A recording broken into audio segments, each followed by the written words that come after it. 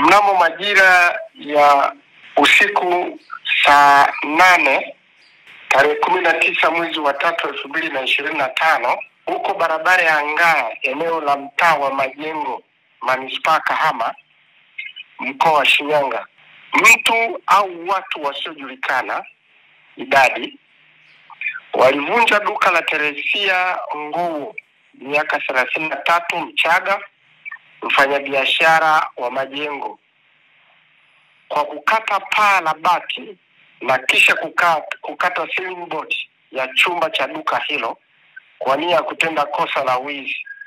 Hata hivyo, hakuna kitu chochote kilichoibiwa, vikiwemo fedha pamoja na vitu vingine vilivyokuwepo katika duka hilo.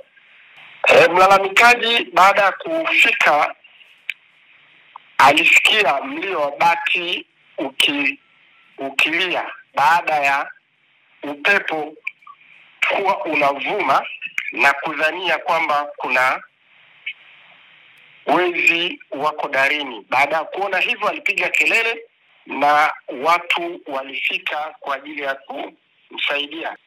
Lakini taarifa zilifika haraka kituo cha polisi Kahama, na askari wa Kahama walifika eneo hilo, kisha walikagua eneo hilo na kugundua kwamba hakuna wezi waliokuwepo darini.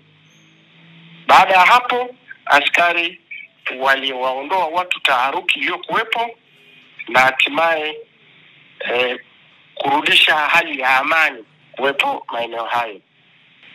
Mpaka sasa hivi uchunguzi bado unaendelea kufanyika ili kugundua wahusika ni watu gani, kisha kuwatia mbaroni na kuwachukulia hatua za kisheria.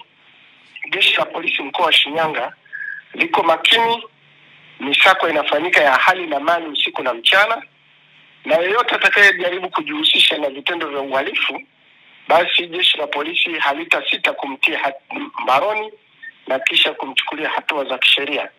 Hivyo kwa wale ambao wanadhania kwamba labda pengine wanaweza kufanya uhalifu kwa kipindi hiki, wa mkoa wa Shinyanga kwa kweli watafute kazi zingine za kufanya, la sivyo sheria itachukua mkondo wake.